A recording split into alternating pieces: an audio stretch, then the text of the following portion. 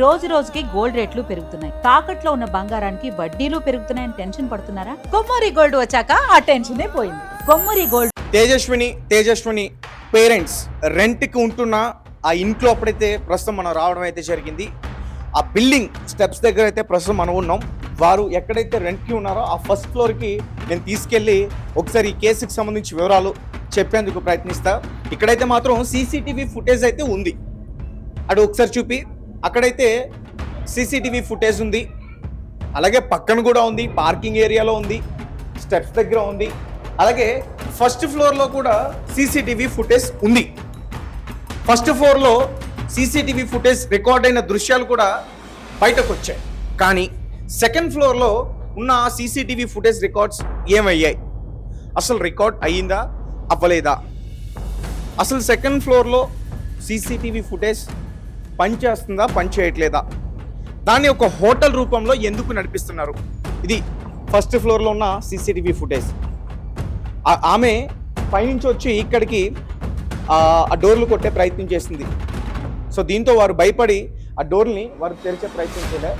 So తర్వాత ఆమె కింద నుంచి నగ్నంగా పరుగున వెళ్ళిపోయింది. ఆ సీసీటీవీ ఫుటేజ్ కూడా బయటకు వచ్చింది.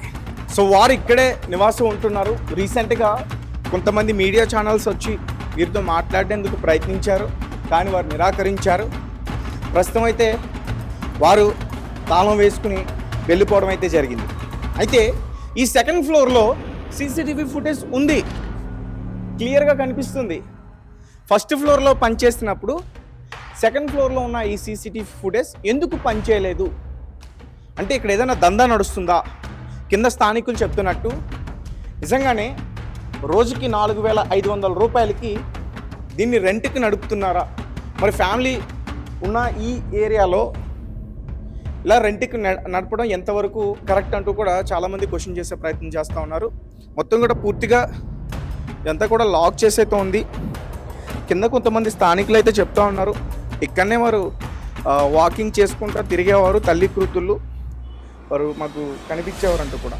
మరి చూస్తే ఇక్కడ వాషింగ్ మిషన్ కూడా ఉంది. సో మరి చాలా వరకు కూడా సామాన్లు వదిలేసి వెళ్ళిపోయినట్టు కూడా కనిపిస్తూ ఉంది. అలాగే చాలామంది చెప్తున్నారు రోజు ఫుడ్ ఆర్డర్ పెట్టుకునే తినేవారని. ఇక్కడ కూడా ఆర్డర్ పెట్టుకున్న ఫుడ్స్ అవన్నీ కూడా కనిపిస్తూ ఉన్న పరిస్థితి. అవన్నీ కూడా మనం క్లియర్గా చూడొచ్చు. ఇన్స్టామార్ట్, స్విగ్గీ, జొమాటో ఇటువంటి వాటిలో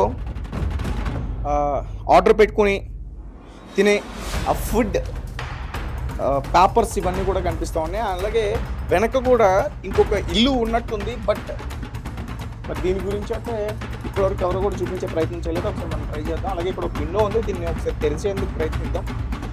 ఓకే, రైట్. సో ఇక్కడ కిచెన్ సామాగ్రి కనిపిస్తుంది ఈ ఇంట్లో. ఎందుకంటే ఇవన్నీ కూడా నేను ఎందుకు చూపించే ప్రయత్నం చేస్తున్నానంటే ఆ మహిళ నగ్నంగా రోడ్లపైకి పరుగున వచ్చేసింది బయటికి. సో ఇంట్లో ఏదైనా డిస్టర్బెన్స్ జరిగిందా? తనపైన ఎవరైనా దాడి చేయడానికి ప్రయత్నించారా? అందుకోసమే ఉన్నట్టుండి ఒక్కసారిగా ఇంట్లో నుంచి బయటకు వచ్చి ఆమె రోడ్లపైన పరుగున వెళ్ళిందా? ఇలాంటి డౌట్స్ అన్ని కూడా రేజ్ అవుతున్నాయి. అసలు ఏం జరిగింది? ఇదైతే మాత్రం ఒక హోటల్ ఎలా అయితే రన్ అవుతుందో అలా రన్ అవుతుంది. రోజుకి దీనికి 3,500 రూపాయల నుంచి 4,000 రూపాయల వరకు కూడా చెల్లింపు చేస్తున్నారు. నెలకి ఎవరో ఒకసారి వచ్చి వెళ్తూ ఉంటారు. వీళ్ళు ఒక 20 నుంచి 25 రోజుల వరకు ఉంటున్నట్టు మాకు తెలుస్తుందంటూ కూడా వీళ్ళు చెప్పడం అయితే జరిగింది. సో ప్రస్తుతం అయితే ఇంట్లో ఎవరో లేరు. ఇక్కడ చూస్తే ఈ కీ కూడా ఎవరో బద్దలు కొట్టినట్టుగా కనిపిస్తూ ఉంది. ఈ కీ ఎవరో బద్దలు కొట్టి వెళ్తున్నట్టుగా కూడా కనిపిస్తుంది. ఒకసారి మనం కర్టెన్ తీసే ప్రయత్నం చేద్దాం. సో ఏదన్నా లోపల ఎటువంటి ఇన్సిడెంట్ ఏమన్నా జరిగిందా? సో ఇప్పటివరకు ఏమైతే తెలియలే. రైట్. సో కొంచెం లోపల చిందరవందరగా కనిపిస్తూ ఉంది. ఒక ఇంట్లో ఉండే వస్తువులన్నీ కూడా లోపల కనిపిస్తూ ఉన్నాయి. కానీ ఇవేమి కూడా వారి వస్తువులు అయితే కాదు, వారికి సంబంధించినవి కాదు.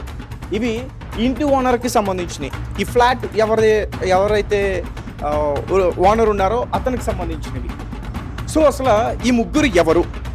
అందరూ అంటున్నట్టు వీళ్ళే నిజంగానే విజయనగరం ప్రాంతమేనా, లేదంటే వైజాగ్? ఇంతకుముందు బెంగళూరులో సాఫ్ట్వేర్ ఉద్యోగం చేసిన తేజస్విని ఒత్తిడి కారణంగా వైజాగ్ వచ్చేసినట్టు కూడా చెప్తున్నారు. దాని తర్వాత ఇక్కడ జాబ్ ట్రయల్స్లో ఉంది, ఇక్కడికి వచ్చి రెంట్కి ఉంటున్నారు, మియాపూర్లో ఇల్లు కోసం వెతుకుతున్నారు. సో ఇలాంటి వార్తలన్నీ కూడా బయటకు వచ్చాయి. అయితే మరి ఆ మహిళకి అసలు ఏమైంది? ఏదైనా మెంటల్గా డిస్టర్బ్ అయిందా, లేదంటే తల్లి చెప్తున్నట్టు ఏమైనా పీడకలలు వచ్చాయా, అందుకోసమే ఆ రకంగా ఆమె ప్రవర్తించి పారిపోయే ప్రయత్నం చేసిందా? సో తల్లి ఆమె ఏం చెప్తుంది, నన్ను ఇంట్లో బంధించి వెళ్ళిపోయింది అంటూ కూడా చెప్తా ఉంది. సో ఆమె చెప్తుంది నిజమా అబద్ధమా? అసలు చాలా డౌట్స్ అయితే ఉన్నాయి.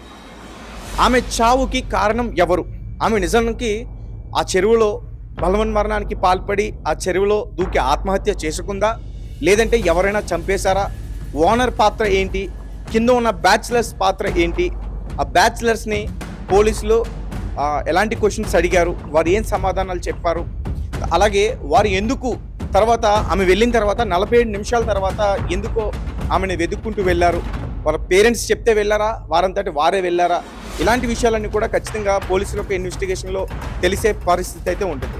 కానీ ఏదేమైనప్పటికీ ఈ తేజస్విని ఇన్సిడెంట్ ఏదైతే ఉందో, ఆమె ఒక్కసారిగా నగ్నంగా రోడ్లపైన పరుగులు తీయడం, తర్వాత దగ్గరలోనే ఉన్న వీరప్ప అనే ఒక ఆలయంలోకి వెళ్ళి నల్లపోచమ్మ టెంపుల్ దగ్గర చిన్న విగ్రహాన్ని పట్టుకుని ఆమె పరుగులు తీయడం, ఇవంతా కూడా ఒక్కసారికి ఈ ప్రాంతంలో ఉండే వాళ్ళందరికీ కూడా భయాందోళనకి కలిగిస్తున్నట్టు కూడా చెప్తా ఉన్నారు. ఒకసారి నేను ఇంకా క్లియర్గా కొన్ని ఇంకా చెప్పేందుకు ప్రయత్నిస్తాను. ఎందుకంటే ఆ మహిళ ఇక్కడ ఒక గోడ దూకిందంటూ కూడా చెప్తున్నారు. అలాగే వెనక విండో నుంచి తన వస్తువులు కూడా విసిరేసింది, పాడేసింది అంటూ కూడా చెప్తా ఉన్నారు. ఒకసారి అవి కూడా నేను క్లియర్గా చూపేందుకు ప్రయత్నిస్తాను.